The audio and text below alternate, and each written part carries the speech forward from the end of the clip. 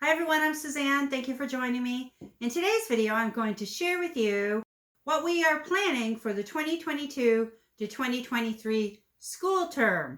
For the next school year, Harry Potter will be our theme. So I'm going to share with you what curriculum we're using, what subjects we're going to study under our Harry Potter theme, and also how I plan to schedule that out for the year. We're really excited to have this whole Harry Potter themed school year coming up. So if that interests you, please be sure to stick around. In today's video, I'm going to walk you through what we've decided to do based on the 3 curriculum that I reviewed and I compared in one of my previous videos. So if you're looking for a much more in-depth review or look inside of the curriculum, definitely check out the video that I did that shows that in-depth review and comparison. So what I'm going to do for the remainder of the video is I'm going to turn the camera around and I'm going to do some planning, and I'm trying to determine exactly what I'm going to study. Okay, first I need to go through the curriculum and decide what exactly I'm studying out of each piece of curriculum and what resources I'm going to need and what the schedule will look like when I combine some of these studies. I'm going to start off with Waldock's Wizards and Wands because I know there is only a few items from this that I would like to use, in particular a couple of resources, and there's one of the themes that I'm going to adopt for our school year. So I won't be building from Waldock per se. It will be an add-on to my core foundation. So I'm going to go through here first so I can get that finished.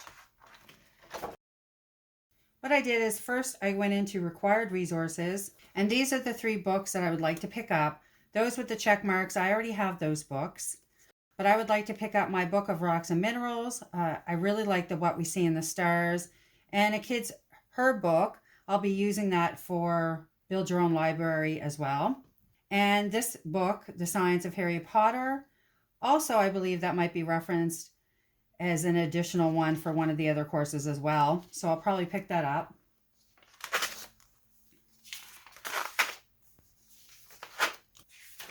Now, if you look under each of the core subjects, there's additional textbooks. So this is one I added to my list as a possibility, the Unofficial Harry Potter Vocabulary Builder. And then, like I said, for the Rocks and Minerals. And this is one of the courses, this Alchemy, that I will be adding. I love the idea of this. I'm going to take this theme and add it to my other studies. We have Astronomy, and then Herbology, Magical Creatures. Okay, so this is a list that I ended up coming up with from Waldock's Wizards and Wands. Like I said, Alchemy, Rocks, Minerals, and Gems. We're going to do that. Astronomy, Herbology, Magical Creatures. They have checks there because we're doing those with the Build Your Library. And I just put a note to myself to grab that potions book, which I actually already have it. And I love her cookbook guide, which is in the back.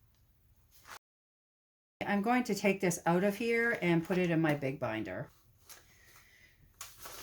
So since I did the curriculum review video, I purchased the remainder of the Build Your Library study. So in that video I showed the Sorcerer's Stone was what I actually did the review on. And I mentioned and showed you that I bought the Chamber of Secrets. I've since bought the remaining 5, so they're all here. I've put 3 in here and 3 in here. What I've decided to do for this upcoming school year is we're going to do the first 4 books. And then I have the last 3 here. So Harry Potter and the Order of the Phoenix, Harry Potter and the Half-Blood Prince, and Harry Potter and the Deathly Hallows. And we are going to do those the following school year. I have the first book here, bound, and I bound the other 3 here. So Harry Potter and the Chamber of Secrets. Then we have Harry Potter and the Prisoner of Azkaban you to study. And then Harry Potter and the Goblet of Fire. And I will take one out at a time as we use them. Okay, the next step that I did is I went through what we're going to be doing for Build Your Library. And if you remember from the curriculum video, if you saw that, I did go through and create a one sheet. And these are the 4 books that we're going to be doing in this upcoming school year. And I took some of this information and created another sheet because I wanted to lay this out and be able to add what is magic and any notes that I had. So what I did, we have book 1, Harry Potter and the Sorcerer's Stone. We're going to start off with an owl study unit, and this was suggested by Waldock's Wizards and Wands as an elective. We're definitely going to be doing that at the very beginning when we set up our owlry. Then Build Your Library suggests 3 weeks for the first book.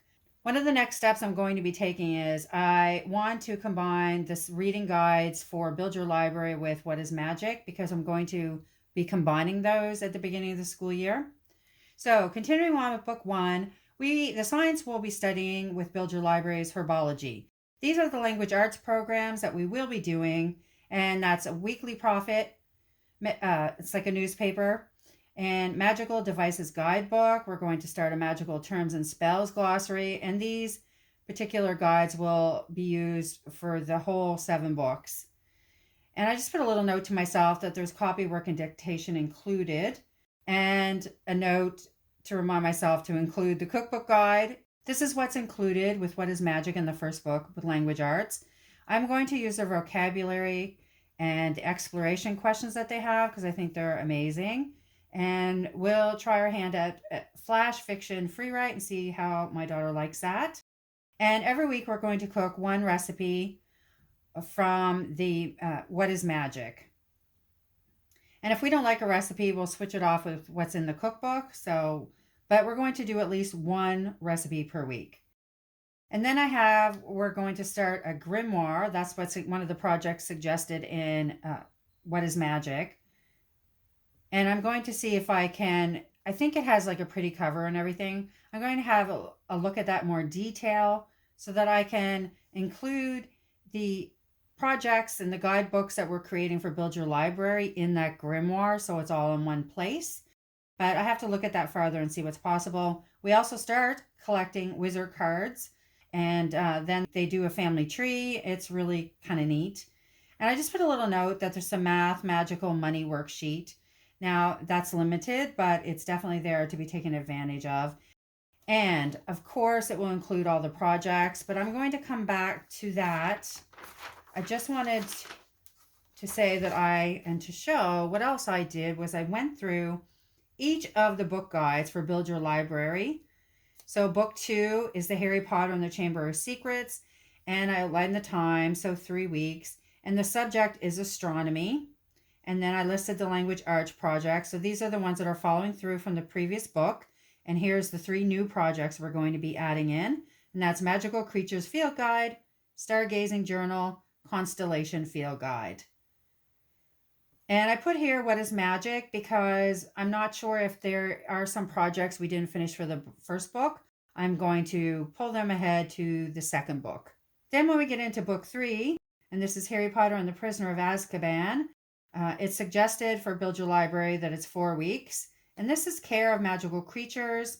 Again, we're continuing the projects on, and the new projects are a traveling guide to the Wizarding World and a monster book of monsters. And the 4th book we're going to do is Harry Potter and the Goblet of Fire. Again, it's suggested 3 weeks. And the topic is transfiguration, so states of matter, and the project is Rube Goldberg Machine. So I had this information and I really wanted to see what could I pull from each to combine. And I think where it's actually the combination is coming into play has to do with the reading schedule and our schedule as a whole. Because of the layout of the projects, for example, and What is Magic, except for some of the projects that are leaning more towards language arts, they can very much be combined with some of this. But the hands-on projects where we're sewing, we're making things out of clay, it's about timing at that stage. So I realized that I can combine them, but I need to figure out the schedule and how to make that work. Because one of the things they suggest for What is Magic is that you read the chapters before you do the projects. Well, that's where the challenge comes in for the scheduling. So I'm going to show you how I broke that down. Okay, Build Your Library is in orange, and they suggest a 3-week schedule, and she has it laid out for 5 days. So you read a chapter 1 to 2 chapters every day, and you would be finished in a 3-week period. So I wrote down the suggested chapters to read each day. And then underneath, I wrote in, how does that match up with what is magic? So for week 1 and what is magic, they suggest that you read chapters 1 to 3. And then in week 2, they suggest you read chapters 4, 5, and 6. So it takes 1 week in Build Your Library to read the first 6 chapters, where in What is Magic, it takes 2 weeks to read those same chapters. And it's because there's so many activities laid out for What is Magic that are a bit more time consuming. So I did that for all the 17 chapters. So What is Magic? They suggest 6 weeks of reading. The last 7th week is to finish up in the presentation. Okay, then I thought, okay, well, what if we read 2 chapters a week? That would give us 8.5 weeks. What I've decided to do is I added another piece of information to the puzzle. What if I wanted to take longer to do it all? What would that look like? And then I looked at our school calendar. I printed off our calendar, and this is just at calendarpedia.com if you want to download free ones as well. And I calculated the weeks before Christmas. So we're starting school September 19th, and we don't take any breaks. We are not year-round school homeschoolers. We take the summer off up until the middle of September. So I'm going to allocate these weeks to Harry Potter study right up to the beginning of December. Then in December, we have 3 weeks before Christmas, and I want to use that time to do some Christmas studies that I created this year that I want to do more of next year. And also I want to do a Narnia book study guide in December. So in January, we begin our Harry Potter study again, and we study right to the end of June. And I also noted in March, I know I always put Vivian in a camp, like a drama camp or an art camp or something during the public school system March break, because they always offer fantastic camps, and that's kind of like an intensive for her. And then the last 2 years, we have done Shakespeare Week, which is out of England. They do Shakespeare Week. And I want to continue with that trend because we get a lot out of it. And I love that we get an intense sort of Shakespeare dive every year. I'm going to continue with that for hopefully for years. And then again, back to the Harry Potter study. That gave me September to December. It gave me 11 weeks to do a Harry Potter study. And then I just made a note to study Hogwarts style for Christmas and different activities we could add into our Christmas studies, like baking and doing Harry Potter ornaments, that sort of thing.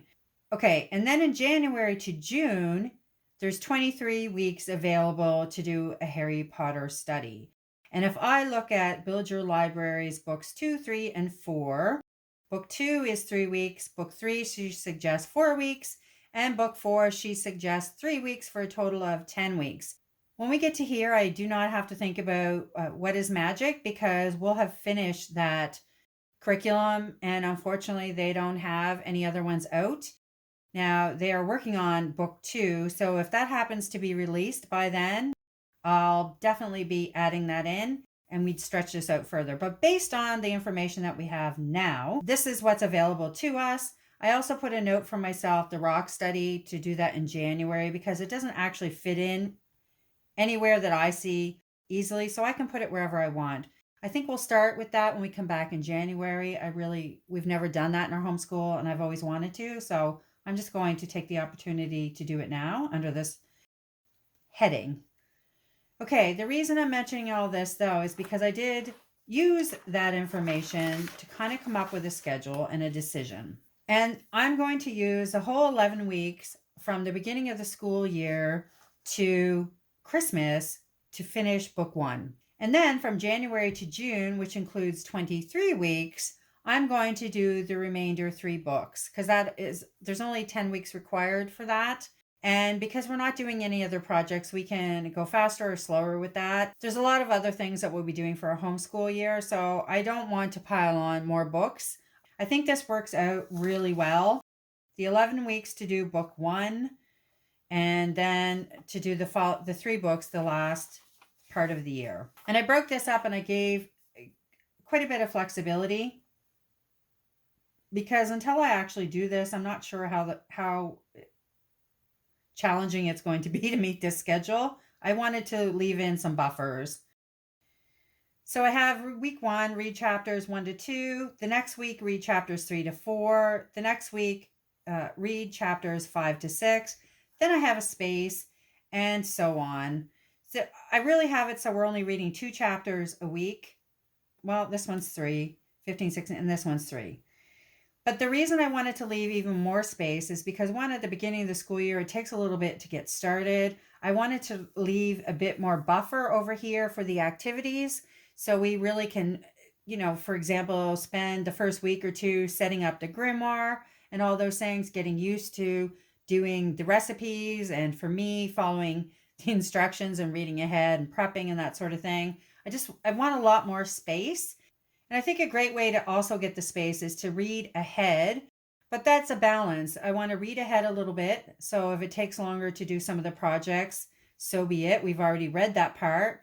As I mentioned, What is Magic suggests you read the chapters ahead of time so it's fresh in the child's memory when you do the projects, why you're doing them, and the relation and connection to the book. I think that's really important.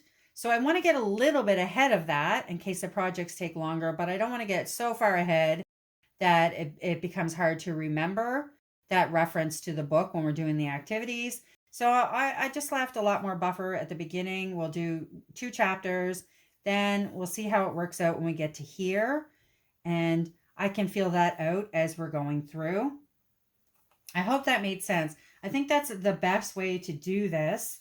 And like I said, then when we get into January to June, I can start off with the rock study, and then we can do these as we see fit. So for example, if we do the rock study in January, maybe we want a bit more of a breather before we start and jump into the next Harry Potter book. And we might want to do, like, I know I'm doing another Magic Hearth book study next year, and I want to do the Green Ember book. So I'm not sure exactly when we're going to do that, but it's going to be in between one of the Harry Potter books, or really it might be at this end of the school year. I need to fill that out once we get into it to see how much we're enjoying it and if we want to continue.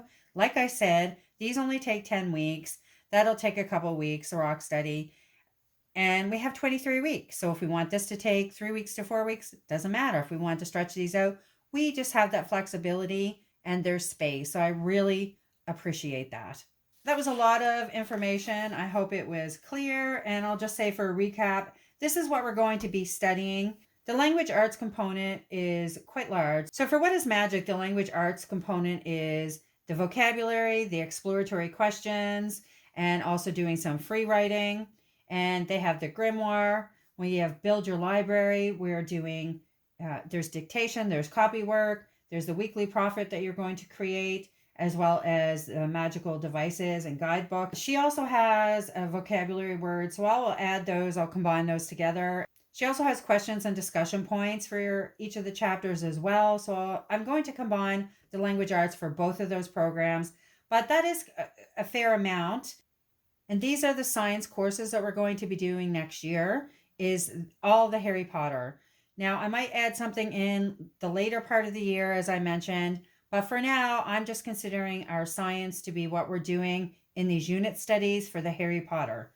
First off, the owl study unit, then herbology, astronomy, and transfiguration. I wouldn't consider care of magical creatures to be science, but there is a lot of mythology in there. So it's definitely part of a classical education, which I think is important. But that's what we have for science, and I'm okay with that. We'll add more and try to make that more robust as we go through if necessary. Okay, that's everything I wanted to share with you on these. I hope that made sense. I hope that was helpful. And if you'd like to see the rest of the curriculum I've picked out for the year, definitely make sure you subscribe, because that's coming up within the next week. If you like this video, please hit like. If you'd like to see more like it, definitely hit subscribe, and I will see you soon with another video.